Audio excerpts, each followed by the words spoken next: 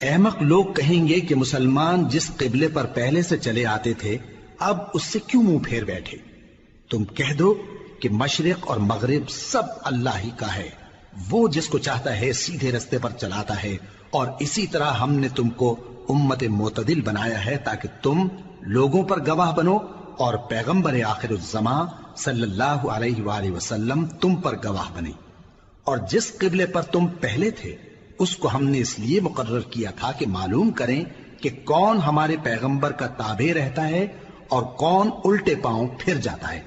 اور یہ بات یعنی تحویل قبلہ لوگوں کو گراں معلوم ہوئی، مگر جن کو اللہ نے ہدایت بخشی ہے وہ اسے گراں نہیں سمجھتے، اور اللہ ایسا نہیں کہ تمہارے ایمان کو یوں ہی ضائع کر دے۔ اللہ تو لوگوں پر بڑا مہربان ہے، صاحب رحمت ہے۔ اے پیغمبر صلی اللہ علیہ وآلہ وسلم، ہم تمہارا آسمان کی طرف منہ اٹھانا دیکھ رہے ہیں، سو ہم تم کو اسی قبلے کی طرف جس کو تم پسند کرتے ہو منہ کرنے کا حکم دیں گے۔ تو اپنا منہ مسجد حرام یعنی خانہ کعبہ کی طرف پھیر لو، اور تم لوگ جہاں ہوا کرو نماز پڑھنے کے وقت اسی مسجد کی طرف منہ کر لیا کرو۔ اور جن لوگوں کو کتاب دی گئی ہے وہ خوب جانتے ہیں کہ یہ نیا قبلہ ان کے پروردگار کی طرف سے حق ہے، اور جو کام یہ لوگ کرتے ہیں اللہ ان سے بے خبر نہیں۔ اور اگر تم ان اہل کتاب کے پاس تمام نشانیاں بھی لے کر آؤ تو بھی یہ تمہارے قبلے کی پیروی نہ کریں، اور تم بھی ان کے قبلے کی پیروی کرنے والے نہیں ہو، اور ان میں سے بھی بعض کے قبلے کے پیرو نہیں۔ اور اگر تم باوجود اس کے کہ تمہارے پاس علم یعنی اللہ کا حکم آ چکا ہے ان کی خواہشوں کے پیچھے چلو گے تو ظالموں میں ہو جاؤ گے۔ جن لوگوں کو ہم نے کتاب دی ہے وہ ان پیغمبر آخر الزمان صلی اللہ علیہ وآلہ وسلم کو اس طرح پہچانتے ہیں جس طرح اپنے بیٹوں کو پہچانا کرتے ہیں، مگر ایک فریق ان میں سے سچی بات کو جان بوجھ کر چھپا رہا ہے۔ اے پیغمبر صلی اللہ علیہ وآلہ وسلم، یہ نیا قبلہ تمہارے پروردگار کی طرف سے حق ہے، تو تم ہرگز شک کرنے والوں میں نہ ہونا، اور ہر ایک شخص کے لیے ایک سمت مقرر ہے جدھر وہ عبادت کے وقت منہ کیا کرتا ہے، تو تم نیکیوں میں سبقت حاصل کرو۔ تم جہاں ہوگے اللہ تم سب کو جمع کرے گا، بے شک اللہ ہر چیز پر قادر ہے۔ اور تم جہاں سے نکلو نماز میں اپنا منہ مسجد حرام کی طرف کر لیا کرو، بے شبہ یہ تمہارے پروردگار کی طرف سے حق ہے، اور تم لوگ جو کچھ کرتے ہو اللہ اس سے بے خبر نہیں۔ اور تم جہاں سے نکلو مسجد حرام کی طرف منہ کر کے نماز پڑھا کرو، اور مسلمانوں تم جہاں ہوا کرو اسی مسجد کی طرف رخ کیا کرو۔ یہ تاکید اس لیے کی گئی ہے کہ لوگ تم کو کسی طرح کا الزام نہ دے سکیں، مگر ان میں سے جو ظالم ہیں وہ الزام دیں تو دیں، سو ان سے مت ڈرنا اور مجھی سے ڈرتے رہنا، اور یہ بھی مقصود ہے کہ میں تم کو اپنی تمام نعمتیں بخشوں، اور یہ بھی کہ تم راہ راست پر چلو۔ جس طرح من جملہ اور نعمتوں کے ہم نے تمہیں میں سے ایک رسول بھیجے ہیں جو تم کو ہماری آیتیں پڑھ پڑھ کر سناتے اور تمہیں پاک بناتے، اور کتاب یعنی قرآن اور دانائی سکھاتے ہیں، اور ایسی باتیں بتاتے ہیں جو تم پہلے نہیں جانتے تھے، سو تم مجھے یاد کیا کرو، میں تمہیں یاد کیا کروں گا، اور میرا احسان مانتے رہنا اور میری ناشکری نہ کرنا۔ اے ایمان والو، صبر اور نماز سے مدد لیا کرو، بے شک اللہ صبر کرنے والوں کے ساتھ ہے۔ اور جو لوگ اللہ کی راہ میں مارے جائیں ان کی نسبت یہ نہ کہنا کہ وہ مرے ہوئے ہیں، وہ مردہ نہیں بلکہ زندہ ہیں، لیکن تم کو شعور نہیں۔ اور ہم کسی قدر خوف اور بھوک اور مال اور جانوں اور میووں کے نقصان سے تمہاری آزمائش کریں گے، اور صبر کرنے والوں کو بشارت سنا دو کہ ان لوگوں پر جب کوئی مصیبت واقع ہوتی ہے تو کہتے ہیں کہ ہم اللہ ہی کا مال ہیں اور اسی کی طرف لوٹ کر جانے والے ہیں۔ یہی لوگ ہیں جن پر ان کے پروردگار کی عنایتیں ہیں اور خصوصی رحمت بھی ہے، اور یہی سیدھے رستے پر ہیں۔ بے شک کوہ صفا اور مروہ اللہ کی نشانیوں میں سے ہیں، تو جو شخص خانہ کعبہ کا حج یا عمرہ کرے اس پر کچھ گناہ نہیں کہ دونوں کے درمیان چکر لگائے، بلکہ یہ ایک نیک کام ہے، اور جو کوئی نیک کام کرے تو اللہ قدردان ہے، دانا ہے۔ جو لوگ ہمارے حکموں اور ہدایتوں کو جو ہم نے نازل کی ہیں کسی غرض فاسد سے چھپاتے ہیں، باوجود کہ ہم نے ان کو لوگوں کے سمجھانے کے لیے اپنی کتاب میں کھول کھول کر بیان کر دیا ہے۔ ایسوں پر اللہ اور تمام لعنت کرنے والے لعنت کرتے ہیں۔ ہاں، جو توبہ کرتے ہیں اور اپنی حالت درست کر لیتے ہیں اور احکام الہی کو صاف صاف بیان کر دیتے ہیں تو میں ان کے قصور معاف کر دیتا ہوں، اور میں بڑا معاف کرنے والا بڑا مہربان ہوں۔ جو لوگ کافر ہوئے اور کافر ہی مرے، ایسوں پر اللہ کی اور فرشتوں کی اور انسانوں کی سب کی لعنت، وہ ہمیشہ اسی لعنت میں گرفتار رہیں گے۔ ان سے نہ تو عذاب ہلکا ہی کیا جائے گا اور نہ انہیں کچھ مہلت ملے گی۔ اور لوگوں، تمہارا معبود ایک ہی معبود ہے، اس بڑے مہربان اور رحم والے کے سوا کوئی عبادت کے لائق نہیں۔ بے شک آسمانوں اور زمین کے پیدا کرنے میں اور رات اور دن کے ایک دوسرے کے پیچھے آنے جانے میں اور کشتیوں اور جہازوں میں جو سمندر میں لوگوں کے فائدے کے لیے رواں ہیں، اور میں جس کو اللہ آسمان سے برساتا اور اس سے زمین کو اس کے مردہ ہو جانے کے بعد زندہ یعنی خشک ہو جانے کے بعد سرسبز کر دیتا ہے، اور زمین پر ہر قسم کے جانور پھیلانے میں اور ہواؤں کے چلانے میں اور بادلوں میں جو آسمان اور زمین کے درمیان گھرے رہتے ہیں، عقل مندوں کے لیے اللہ کی قدرت کی نشانیاں ہیں۔ اور بعض لوگ ایسے ہیں جو غیر اللہ کو اللہ کا شریک بناتے اور ان سے اللہ کی سی محبت کرتے ہیں، لیکن جو ایمان والے ہیں وہ تو اللہ ہی کے سب سے زیادہ دوست دار ہیں۔ اور اے کاش ظالم لوگ جو بات عذاب کے وقت دیکھیں گے اب دیکھ لیتے کہ سب طرح کی طاقت اللہ ہی کو ہے، اور یہ کہ اللہ سخت عذاب کرنے والا ہے۔ اس دن کفر کے پیشوا اپنے پیروں سے بیزاری ظاہر کریں گے اور دونوں عذاب الہی دیکھ لیں گے اور ان کے آپس کے تعلقات منقطع ہو جائیں گے۔ یہ حال دیکھ کر پیروی کرنے والے حسرت سے کہیں گے کہ اے کاش ہمیں پھر دنیا میں جانا نصیب ہو، تاکہ جس طرح یہ ہم سے بیزار ہو رہے ہیں اسی طرح ہم بھی ان سے بیزار ہوں۔ اس طرح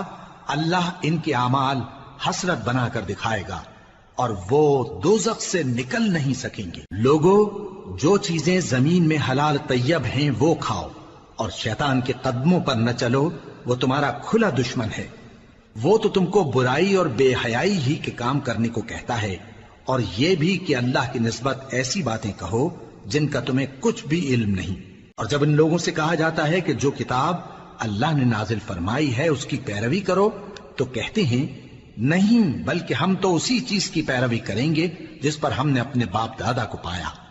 بھلا اگرچہ ان کے باپ دادا نہ کچھ سمجھتے ہوں اور نہ سیدھے رستے پر ہوں، تب بھی وہ انہی کی تقلید کیے جائیں گے۔ جو لوگ کافر ہیں ان کی مثال اس شخص کی سی ہے جو کسی ایسی چیز کو آواز دے جو پکار اور آواز کے سوا کچھ سن نہ سکے۔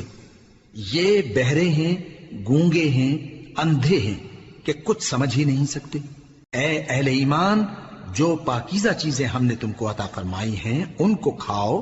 اور اگر اللہ ہی کے بندے ہو تو اس کی نعمتوں کا شکر بھی ادا کرو۔ اس نے تو تم پر بس مرا ہوا جانور اور لہو اور سور کا گوشت اور جس چیز پر اللہ کے سوا کسی اور کا نام پکارا جائے حرام کر دیا ہے۔ ہاں، جو مجبور ہو جائے بشرطے کہ اللہ کی نافرمانی نہ کرے اور حد ضرورت سے باہر نہ نکل جائے، اس پر کچھ گناہ نہیں۔ بے شک اللہ بخشنے والا ہے، رحم کرنے والا ہے۔ جو لوگ اللہ کی کتاب سے ان آیتوں اور ہدایتوں کو جو اس نے نازل فرمائی ہیں چھپاتے اور ان کے بدلے تھوڑی سی قیمت یعنی دنیاوی منفعت حاصل کرتے ہیں، وہ اپنے پیٹوں میں محض آگ بھرتے ہیں۔ ایسے لوگوں سے اللہ قیامت کے دن نہ کلام کرے گا اور نہ ان کو گناہوں سے پاک کرے گا، اور ان کے لیے دکھ دینے والا عذاب ہے۔ یہ وہ لوگ ہیں جنہوں نے ہدایت چھوڑ کر گمراہی اور بخشش چھوڑ کر عذاب خرید لیا۔ یہ آتش جہنم کی کیسی برداشت کرنے والے ہیں۔ یہ اس لیے کہ اللہ نے کتاب سچائی کے ساتھ نازل فرمائی، اور جن لوگوں نے اس کتاب میں اختلاف کیا وہ ضد میں آ کر نیکی سے دور ہو گئے ہیں۔ نیکی یہی نہیں کہ تم مشرق و مغرب کو قبلہ سمجھ کر ان کی طرف منہ کر لو، بلکہ نیکی یہ ہے کہ لوگ اللہ پر اور روز آخر پر اور فرشتوں پر اور اللہ کی کتاب پر اور پیغمبروں پر ایمان لائیں، اور مال باوجود عزیز رکھنے کے رشتہ داروں اور یتیموں اور محتاجوں اور مسافروں اور مانگنے والوں کو دیں، اور گردنوں کے چھڑانے میں خرچ کریں، اور نماز پڑھیں اور زکات دیں، اور جب عہد کر لیں تو اس کو پورا کریں، اور سختی اور تکلیف میں اور جنگ کے وقت ثابت قدم رہیں۔ یہی لوگ ہیں جو ایمان میں سچے ہیں، اور یہی ہیں جو اللہ سے ڈرنے والے ہیں۔ مومنوں، تم کو مقتولوں کے بارے میں قصاص یعنی خون کے بدلے خون کا حکم دیا جاتا ہے، اس طرح پر کہ آزاد کے بدلے آزاد مارا جائے، اور غلام کے بدلے غلام، اور عورت کے بدلے عورت۔ اور اگر قاتل کو اس کے مقتول بھائی کے قصاص میں سے کچھ معاف کر دیا جائے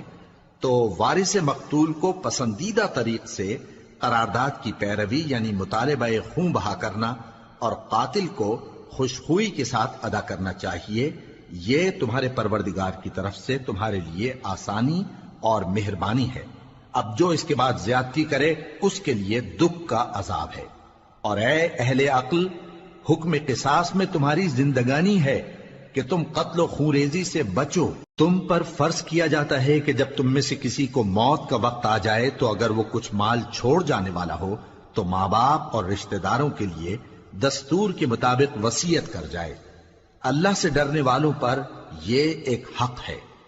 پھر جو شخص وصیت کو سننے کے بعد اس کو بدل ڈالے تو اس کے بدلنے کا گناہ انہی لوگوں پر ہے جو اس کو بدلیں، اور بے شک اللہ سنتا جانتا ہے۔ اب اگر کسی کو وصیت کرنے والے کی طرف سے کسی وارث کی طرفداری یا حق تلفی کا اندیشہ ہو تو اگر وہ وصیت کو بدل کر وارثوں میں صلح کرا دے تو اس پر کچھ گناہ نہیں، بے شک اللہ بخشنے والا ہے، رحم والا ہے۔ مومنوں،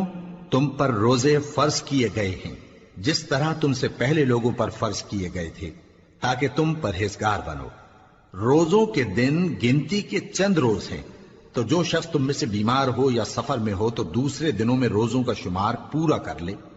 اور جو لوگ روزہ رکھنے کی طاقت رکھیں لیکن رکھیں نہیں،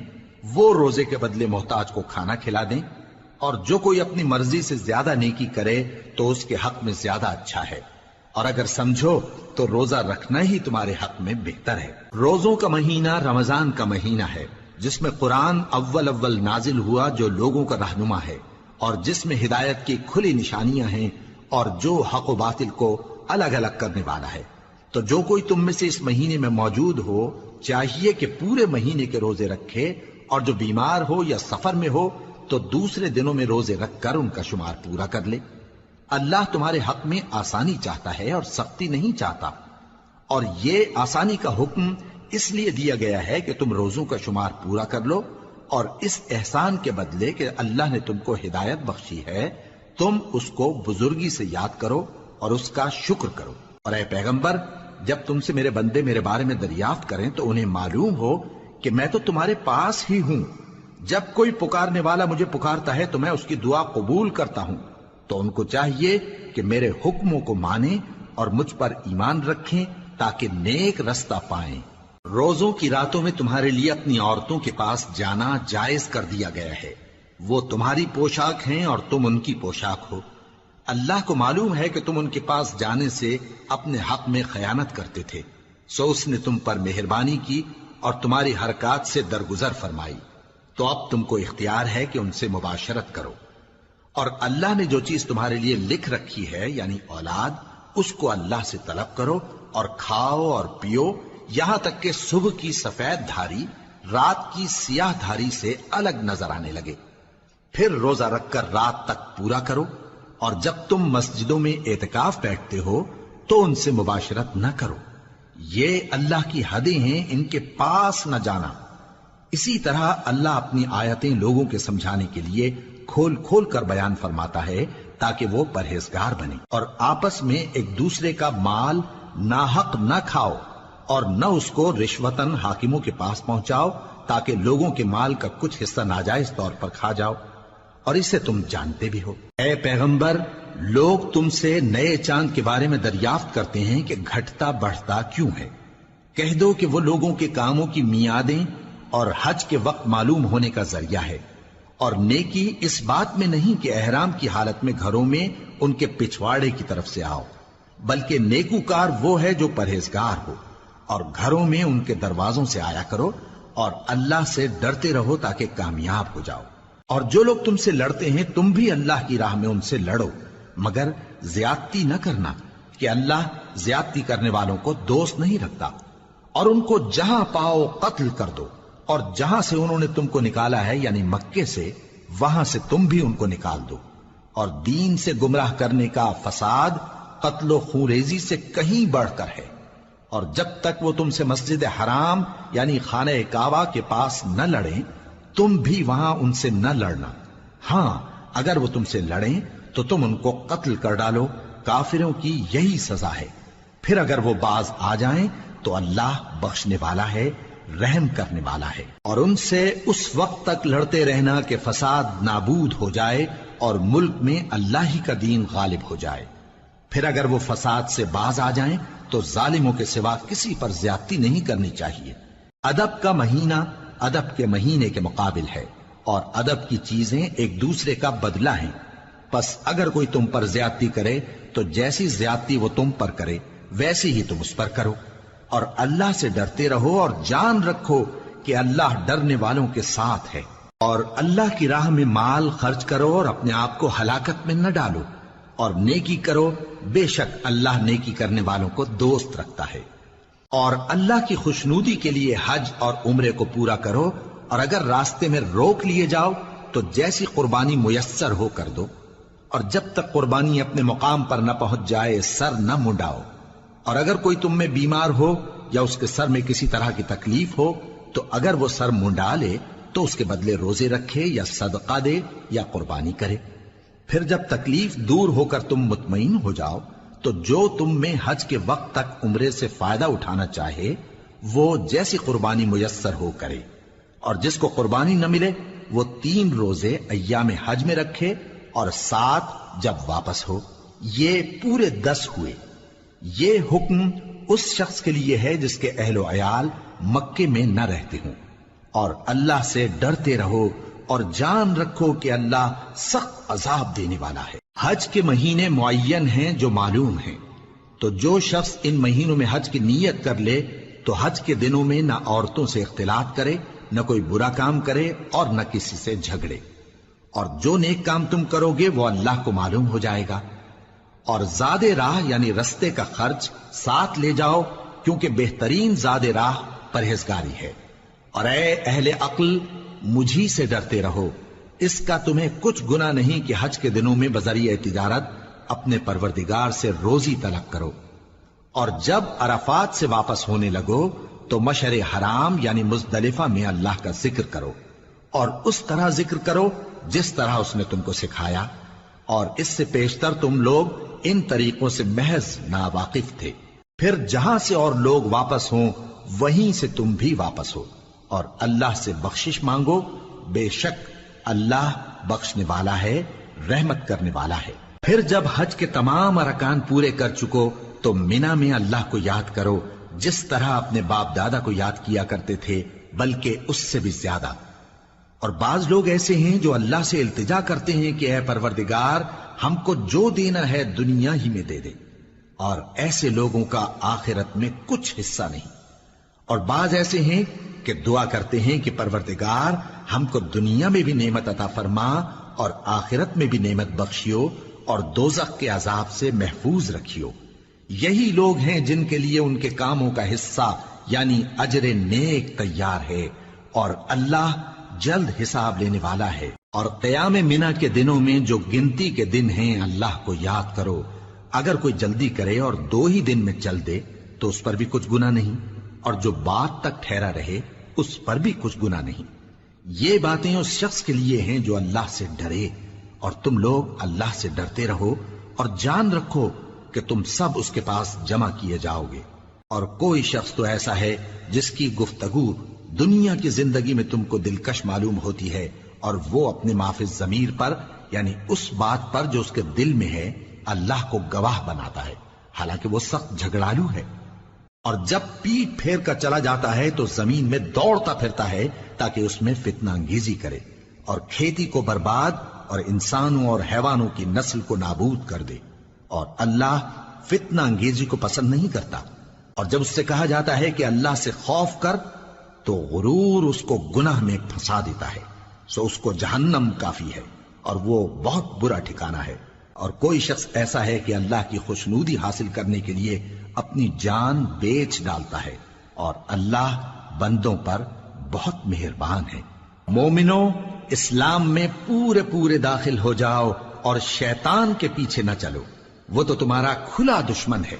پھر اگر تم احکام روشن پہنچ جانے کے بعد لڑکھڑا جاؤ تو جان رکھو کہ اللہ غالب ہے، حکمت والا ہے۔ کیا یہ لوگ اسی بات کے منتظر ہیں کہ ان پر اللہ کا عذاب بادل کے سائبانوں میں آ نازل ہو اور فرشتے بھی اتر آئیں اور کام تمام کر دیا جائے؟ اور سب کاموں کا رجوع اللہ ہی کی طرف ہے۔ اے پیغمبر، بنی اسرائیل سے پوچھو کہ ہم نے ان کو کتنی کھلی نشانیاں دیں، اور جو شخص اللہ کی نعمت کو اپنے پاس آنے کے بعد بدل دے تو اللہ سخت عذاب کرنے والا ہے۔ اور جو کافر ہیں ان کے لیے دنیا کی زندگی خوشنما کر دی گئی ہے، اور وہ مومنوں سے تمسخر کرتی ہیں، لیکن جو پرہیزگار ہیں وہ قیامت کے دن ان سے اوپر ہوں گے۔ اور اللہ جس کو چاہتا ہے بے حساب رزق دیتا ہے۔ پہلے تو سب لوگوں کا ایک ہی مذہب تھا، لیکن وہ آپس میں اختلاف کرنے لگے تو اللہ نے ان کی طرف بشارت دینے والے اور ڈر سنانے والے پیغمبر بھیجے، اور ان پر سچائی کے ساتھ کتابیں نازل کی تاکہ جن امور میں لوگ اختلاف کرتے تھے ان کا ان میں فیصلہ کر دے۔ اور اس میں اختلاف بھی انہی لوگوں نے کیا جن کو کتاب دی گئی تھی، باوجود کہ ان کے پاس کھلے ہوئے احکام آ چکے تھے، اور یہ اختلاف انہوں نے صرف آپس کی ضد سے کیا۔ تو جس امر حق میں وہ اختلاف کرتے تھے اللہ نے اپنی مہربانی سے مومنوں کو اس کی راہ دکھا دی، اور اللہ جس کو چاہتا ہے سیدھا رستہ دکھا دیتا ہے۔ کیا تم یہ خیال کرتے ہو کہ یوں ہی بہشت میں داخل ہو جاؤ گے، اور ابھی تم کو پہلے لوگوں کی سی مشکلیں تو پیش آئی ہی نہیں؟ ان کو بڑی بڑی سختیاں اور تکلیفیں پہنچیں، اور وہ صعوبتوں میں ہلا ہلا دیے گئے، یہاں تک کہ پیغمبر اور مومن لوگ جو ان کے ساتھ تھے سب پکار اٹھے کہ کب اللہ کی مدد آئے گی۔ دیکھو اللہ کی مدد ان قریب آیا چاہتی ہے۔ اے نبی، لوگ تم سے پوچھتے ہیں کہ اللہ کی راہ میں کس طرح کا مال خرچ کریں۔ کہہ دو کہ جو چاہو خرچ کرو، لیکن جو مال خرچ کرنا چاہو وہ درجہ بدرجہ اہل استحقاق یعنی ماں باپ کو اور قریب کے رشتہ داروں کو اور یتیموں کو اور محتاجوں کو اور مسافروں کو سب کو دو، اور جو بھلائی تم کرو گے اللہ اس کو جانتا ہے۔ مسلمانوں، تم پر اللہ کے رستے میں لڑنا فرض کر دیا گیا ہے، اور وہ تمہیں ناگوار تو ہوگا، مگر عجب نہیں کہ ایک چیز تم کو بری لگے اور وہ تمہارے حق میں بھلی ہو، اور عجب نہیں کہ ایک چیز تم کو بھلی لگے اور وہ تمہارے لیے مضر ہو، اور ان باتوں کو اللہ ہی بہتر جانتا ہے اور تم نہیں جانتے۔ اے پیغمبر، لوگ تم سے عزت والے مہینوں میں لڑائی کرنے کے بارے میں دریافت کرتے ہیں، کہہ دو کہ ان میں لڑنا بڑا گناہ ہے، اور اللہ کی راہ سے روکنا اور اس سے کفر کرنا اور مسجد حرام یعنی خانہ کعبہ میں جانے سے بند کرنا اور اہل مسجد کو اس میں سے نکال دینا جو یہ کفار کرتے ہیں، اللہ کے نزدیک اس سے بھی زیادہ گناہ ہے، اور فتنہ انگیزی خونریزی سے بھی بڑھ کر ہے۔ اور یہ لوگ ہمیشہ تم سے لڑتے رہیں گے، یہاں تک کہ اگر مقدور رکھیں تو تم کو تمہارے دین سے پھیر دیں، اور جو کوئی تم میں سے اپنے دین سے پھر کر کافر ہو جائے گا اور کافر ہی مرے گا تو ایسے لوگوں کے اعمال دنیا اور آخرت دونوں میں برباد ہو جائیں گے، اور یہی لوگ دوزخ میں جانے والے ہیں جس میں ہمیشہ رہیں گے۔ جو لوگ ایمان لائے اور اللہ کے لیے وطن چھوڑ گئے اور کفار سے جنگ کرتے رہے وہی اللہ کی رحمت کے امیدوار ہیں، اور اللہ بخشنے والا ہے، رحمت کرنے والا ہے۔ اے پیغمبر، لوگ تم سے شراب اور جوئے کا حکم دریافت کرتے ہیں، کہہ دو کہ ان میں گناہ بڑے ہیں اور لوگوں کے لیے کچھ فائدے بھی ہیں، مگر ان کے گناہ فائدوں سے کہیں زیادہ ہیں۔ اور یہ بھی تم سے پوچھتے ہیں کہ اللہ کی راہ میں کون سا مال خرچ کریں، کہہ دو کہ جو ضرورت سے زیادہ ہو۔ اس طرح اللہ تمہارے لیے اپنے احکام کھول کھول کر بیان فرماتا ہے تاکہ تم سوچو، یعنی دنیا اور آخرت کی باتوں میں غور کرو۔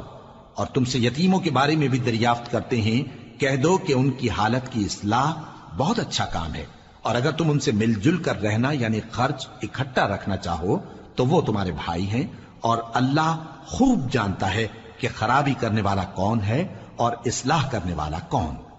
اور اگر اللہ چاہتا تو تم کو تکلیف میں ڈال دیتا، بے شک اللہ غالب ہے، حکمت والا ہے۔ اور مومنوں مشرک عورتوں سے جب تک وہ ایمان نہ لائیں نکاح نہ کرنا، کیونکہ مشرک عورت خواہ تم کو کیسی ہی بھلی لگے اس سے مومن لونڈی بہتر ہے، اور اسی طرح مشرک مرد جب تک ایمان نہ لائیں مومن عورتوں کو ان کی زوجیت میں نہ دینا، کیونکہ مشرک مرد سے خواہ وہ تم کو کیسا ہی بھلا لگے مومن غلام بہتر ہے۔ یہ مشرک لوگوں کو دوزخ کی طرف بلاتی ہیں، اور اللہ اپنی مہربانی سے بہشت اور بخشش کی طرف بلاتا ہے، اور اپنے حکم لوگوں سے کھول کھول کر بیان کرتا ہے تاکہ نصیحت حاصل کریں۔ اور تم سے حیض کے بارے میں دریافت کرتے ہیں، کہہ دو وہ تو نجاست ہے، سو ایام حیض میں عورتوں سے کنارہ کش رہو، اور جب تک وہ پاک نہ ہو جائیں ان سے مقاربت نہ کرو۔ ہاں جب وہ پاک ہو جائیں تو جس طریق سے اللہ نے تمہیں ارشاد فرمایا ہے ان کے پاس جاؤ، کچھ شک نہیں کہ اللہ توبہ کرنے والوں اور پاک صاف رہنے والوں کو دوست رکھتا ہے۔ تمہاری عورتیں تمہاری کھیتی ہیں، تو اپنی کھیتی میں جس طرح چاہو جاؤ، اور اپنے لیے نیک عمل آگے بھیجو، اور اللہ سے ڈرتے رہو، اور جان رکھو کہ ایک دن تمہیں اس کے روبرو حاضر ہونا ہے۔ اور اے پیغمبر ایمان والوں کو بشارت سنا دو، اور اللہ کے نام کو اس بات کا ہیلہ نہ بنانا کہ اس کی قسمیں کھا کھا کر سلوک کرنے اور پرہیزگاری کرنے اور لوگوں میں صلح و سازگاری کرانے سے رک جاؤ، اور اللہ سب کچھ سنتا ہے جانتا ہے۔ اللہ تمہاری لغو قسموں پر تم سے مواخذہ نہیں کرے گا، لیکن جو قسمیں تم قصد دلی سے کھاؤ گے ان پر مواخذہ کرے گا،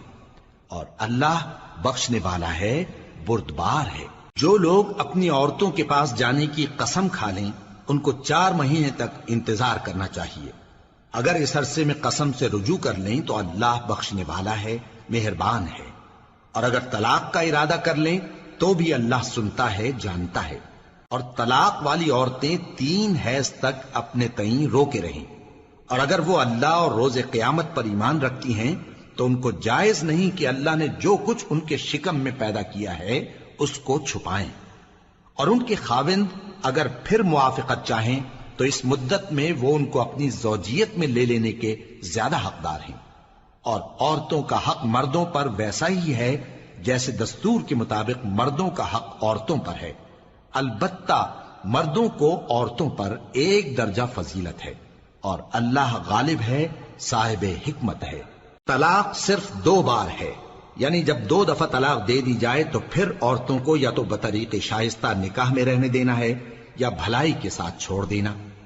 اور یہ جائز نہیں کہ جو مہر تم ان کو دے چکے ہو اس میں سے کچھ واپس لے لو۔ ہاں اگر زن و شوہر کو خوف ہو کہ وہ اللہ کی حدوں کو قائم نہیں رکھ سکیں گے تو اگر عورت خاوند کے ہاتھ سے رہائی پانے کے بدلے میں کچھ دے ڈالے تو دونوں پر کچھ گناہ نہیں۔ یہ اللہ کی مقرر کی ہوئی حدیں ہیں، ان سے باہر نہ نکلنا، اور جو لوگ اللہ کی حدوں سے باہر نکل جائیں گے وہ گناہگار ہوں گے۔ پھر اگر شوہر 2 طلاقوں کے بعد تیسری طلاق عورت کو دے دے تو اس کے بعد جب تک عورت کسی دوسرے شخص سے نکاح نہ کر لے اس پہلے شوہر پر حلال نہ ہوگی۔ ہاں اگر دوسرا خاوند بھی طلاق دے دے اور عورت اور پہلا خاوند پھر ایک دوسرے کی طرف رجوع کر لیں تو ان پر کچھ گناہ نہیں، بشرطے کہ دونوں یقین کریں کہ اللہ کی حدوں کو قائم رکھ سکیں گے، اور یہ اللہ کی حدیں ہیں، ان کو وہ ان لوگوں کے لیے بیان فرماتا ہے جو علم رکھتے ہیں۔ اور جب تم عورتوں کو 2 دفعہ طلاق دے چکو اور ان کی عدت پوری ہو جائے تو انہیں یا تو حسن سلوک سے نکاح میں رہنے دو یا بطریق شائستہ رخصت کر دو، اور اس نیت سے ان کو نکاح میں نہ رہنے دینا چاہیے کہ انہیں تکلیف دو اور ان پر زیادتی کرو، اور جو ایسا کرے گا وہ اپنا ہی نقصان کرے گا۔ اور اللہ کے احکام کو ہنسی اور کھیل نہ بناؤ، اور اللہ نے تم کو جو نعمتیں بخشی ہیں اور تم پر جو کتاب اور دانائی کی باتیں نازل کی ہیں جن سے وہ تمہیں نصیحت فرماتا ہے ان کو یاد کرو، اور اللہ سے ڈرتے رہو، اور جان رکھو کہ اللہ ہر چیز سے واقف ہے۔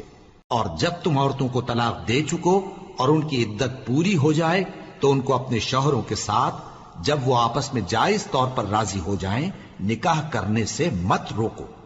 اس حکم سے اس شخص کو نصیحت کی جاتی ہے جو تم میں اللہ اور روز آخر پر یقین رکھتا ہے، یہ تمہارے لیے نہایت خوب اور بہت پاکیزگی کی بات ہے، اور اللہ جانتا ہے اور تم نہیں جانتے۔ اور مائیں اپنے بچوں کو پورے 2 سال دودھ پلائیں یہ حکم اس شخص کے لیے ہے جو پوری مدت تک دودھ پلوانا چاہے، اور دودھ پلانے والی ماؤں کا کھانا اور کپڑا دستور کے مطابق باپ کے ذمے ہوگا۔ کسی شخص کو اس کی طاقت سے زیادہ تکلیف نہیں دی جاتی، تو یاد رکھو کہ نہ تو ماں کو اس کے بچے کے سبب نقصان پہنچایا جائے اور نہ باپ کو اس کی اولاد کی وجہ سے نقصان پہنچایا جائے، اور اسی طرح نان و نفقہ بچے کے وارث کے ذمے ہے۔ اور اگر دونوں یعنی ماں باپ آپس کی رضامندی اور صلاح سے بچے کا دودھ چھڑانا چاہیں تو ان پر کچھ گناہ نہیں، اور اگر تم اپنی اولاد کو دودھ پلوانا چاہو تو تم پر کچھ گناہ نہیں، بشرطے کہ تم دودھ پلانے والیوں کو دستور کے مطابق ان کا حق جو تم نے دینا کیا تھا دے دو، اور اللہ سے ڈرتے رہو اور جان رکھو کہ جو کچھ تم کرتے ہو اللہ اس کو دیکھ رہا ہے۔ اور جو لوگ تم میں سے مر جائیں اور عورتیں چھوڑ جائیں تو وہ عورتیں 4 مہینے اور 10 دن اپنے آپ کو روکے رہیں، اور جب یہ عدت پوری کر چکیں اور اپنے حق میں پسندیدہ کام یعنی نکاح کر لیں تو تم پر کچھ گناہ نہیں، اور اللہ تمہارے سب کاموں سے واقف ہے۔ اگر تم اشارے کنائے میں عورتوں کو نکاح کا پیغام بھیجو یا نکاح کی خواہش کو اپنے دلوں میں مخفی رکھو تو تم پر کچھ گناہ نہیں۔ اللہ کو معلوم ہے کہ تم ان سے نکاح کا ذکر کرو گے، مگر ایام عدت میں اس کے سوا کے دستور کے مطابق کوئی بات کہہ دو، پوشیدہ طور پر ان سے قول و قرار نہ کرنا، اور جب تک عدت پوری نہ ہو لے نکاح کا پختہ ارادہ نہ کرنا، اور جان رکھو کہ جو کچھ تمہارے دلوں میں ہے اللہ کو سب معلوم ہے، تو اس سے ڈرتے رہو اور جان رکھو کہ اللہ بخشنے والا ہے، حلم والا ہے۔ اور اگر تم عورتوں کو ان کے پاس جانے یا ان کا مہر مقرر کرنے سے پہلے طلاق دے دو تو تم پر کچھ گناہ نہیں، ہاں ان کو دستور کے مطابق کچھ خرچ ضرور دو، یعنی مقدور والا اپنے مقدور کے مطابق دے اور تنگ دست اپنی حیثیت کے مطابق۔ نیک لوگوں پر یہ ایک طرح کا حق ہے۔ اور اگر تم عورتوں کو ان کے پاس جانے سے پہلے طلاق دے دو لیکن مہر مقرر کر چکے ہو تو آدھا مہر دینا ہوگا۔ ہاں اگر عورتیں مہر بخش دیں یا مرد جن کے ہاتھ میں عقد نکاح ہے اپنا حق چھوڑ دیں اور پورا مہر دے دیں تو ان کو اختیار ہے۔ اور اگر تم مرد لوگ ہی اپنا حق چھوڑ دو تو یہ پرہیزگاری کی بات ہے، اور آپس میں بھلائی کرنے کو فراموش نہ کرنا۔ کچھ شک نہیں کہ اللہ تمہارے سب کاموں کو دیکھ رہا ہے۔ مسلمانوں، سب نمازیں خصوصاً بیچ کی نماز یعنی نماز عصر پورے اہتمام کے ساتھ ادا کرتے رہو اور اللہ کے آگے ادب سے کھڑے رہا کرو۔ پھر اگر تم خوف کی حالت میں ہو تو پیادے یا سوار جس حال میں ہو نماز پڑھ لو۔ پھر جب امن و اطمینان ہو جائے تو جس طریق سے اللہ نے تم کو سکھایا ہے جو تم پہلے نہیں جانتے تھے اللہ کو یاد کرو۔ اور جو لوگ تم میں سے مر جائیں اور عورتیں چھوڑ جائیں وہ اپنی عورتوں کے حق میں وصیت کر جائیں کہ ان کو 1 سال تک خرچ دیا جائے اور گھر سے نہ نکالی جائیں۔ ہاں اگر وہ خود گھر سے چلی جائیں اور اپنے حق میں پسندیدہ کام یعنی نکاح کر لیں تو تم پر کچھ گناہ نہیں، اور اللہ زبردست ہے، حکمت والا ہے۔ اور مطلقہ عورتوں کو بھی دستور کے مطابق نان و نفقہ دینا چاہیے، پرہیزگاروں پر یہ بھی حق ہے۔ اسی طرح اللہ اپنے احکام تمہارے لیے بیان فرماتا ہے تاکہ تم سمجھو۔ بھلا تم نے ان لوگوں کو نہیں دیکھا جو شمار میں ہزاروں ہی تھے اور موت کے ڈر سے اپنے گھروں سے نکل بھاگے تھے؟ تو اللہ نے ان کو حکم دیا کہ مر جاؤ، پھر ان کو زندہ بھی کر دیا۔ کچھ شک نہیں کہ اللہ لوگوں پر مہربانی رکھتا ہے، لیکن اکثر لوگ شکر نہیں کرتے۔ اور مسلمانوں، اللہ کی راہ میں جہاد کرو اور جان رکھو کہ اللہ سب کچھ سنتا ہے، سب کچھ جانتا ہے۔ کون ہے کہ اللہ کو قرض حسنہ دے کہ وہ اس کے بدلے اس کو کئی گنا زیادہ دے گا؟ اور اللہ ہی روزی کو تنگ کرتا اور وہی اسے کشادہ کرتا ہے، اور تم اسی کی طرف لوٹ کر جاؤ گے۔ بھلا تم نے بنی اسرائیل کی ایک جماعت کو نہیں دیکھا جس نے موسیٰ کے بعد اپنے پیغمبر سے کہا کہ آپ ہمارے لیے ایک بادشاہ مقرر کر دیں تاکہ ہم اللہ کی راہ میں جہاد کریں؟ پیغمبر نے کہا کہ اگر تم کو جہاد کا حکم دیا جائے تو ایسا تو نہیں کہ لڑنے سے پہلو تہی کرو۔ وہ کہنے لگے کہ ہم اللہ کی راہ میں کیوں نہ لڑیں گے جبکہ ہم وطن سے خارج اور بال بچوں سے جدا کر دیے گئے۔ پھر جب ان کو جہاد کا حکم دیا گیا تو چند اشخاص کے سوا سب پھر گئے، اور اللہ ظالموں سے خوب واقف ہے۔ اور پیغمبر نے ان سے یہ بھی کہا کہ اللہ نے تم پر طالوت کو بادشاہ مقرر فرمایا ہے، وہ بولے کہ اسے ہم پر بادشاہی کا حق کیوں کر ہو سکتا ہے؟ اس سے بڑھ کر بادشاہی کے مستحق تو ہم ہیں، اور اس کے پاس تو بہت سی دولت بھی نہیں۔ پیغمبر نے کہا کہ اللہ نے اس کو تم پر فضیلت دی ہے اور بادشاہی کے لیے منتخب فرمایا ہے۔ اس نے اسے علم بھی بہت سا بخشا ہے اور تن و توش بھی بڑا عطا کیا ہے، اور اللہ کو اختیار ہے جسے چاہے بادشاہی بخشے، وہ بڑا کشائش والا ہے، دانا ہے۔ اور پیغمبر نے ان سے کہا کہ ان کی یعنی طالوت کی بادشاہی کی نشانی یہ ہے کہ تمہارے پاس وہ صندوق آئے گا جس کو فرشتے اٹھائے ہوئے ہوں گے، اس میں تمہارے پروردگار کی طرف سے تسلی بخشنے والی چیز ہوگی اور کچھ اور چیزیں بھی ہوں گی جو موسیٰ اور ہارون چھوڑ گئے تھے۔ اگر تم ایمان رکھتے ہو تو یہ تمہارے لیے ایک بڑی نشانی ہے۔ غرض جب طالوت فوجیں لے کر روانہ ہوا تو اس نے ان سے کہا کہ اللہ ایک نہر سے تمہاری آزمائش کرنے والا ہے، جو شخص اس میں سے پانی پی لے گا اس کی نسبت تصور کیا جائے گا کہ وہ میرا نہیں، اور جو نہ پیے گا وہ سمجھا جائے گا کہ میرا ہے۔ ہاں اگر کوئی ہاتھ سے چلو بھر پانی لے لے تو خیر۔ جب وہ لوگ نہر پر پہنچے تو چند آدمیوں کے سوا سب نے پانی پی لیا۔ پھر جب طالوت اور مومن لوگ جو اس کے ساتھ تھے نہر کے پار ہو گئے تو کہنے لگے کہ آج ہم میں جالوت اور اس کے لشکر سے مقابلہ کرنے کی طاقت نہیں۔ جو لوگ یقین رکھتے تھے کہ ان کو اللہ کے روبرو حاضر ہونا ہے، وہ کہنے لگے کہ بسا اوقات تھوڑی سی جماعت نے اللہ کے حکم سے بڑی جماعت پر فتح حاصل کی ہے، اور اللہ ثابت قدم رہنے والوں کے ساتھ ہے۔ اور جب وہ لوگ جالوت اور اس کے لشکر کے مقابل میں آئے تو اللہ سے دعا کی کہ اے پروردگار، ہم پر صبر کے دہانے کھول دے اور ہمیں لڑائی میں ثابت قدم رکھ اور لشکر کفار پر فتح یاب کر۔ تو طالوت کی فوج نے اللہ کے حکم سے ان کو شکست دے دی، اور داؤد نے جالوت کو قتل کر ڈالا، اور اللہ نے ان کو بادشاہی اور دانائی بخشی اور جو کچھ چاہا سکھایا۔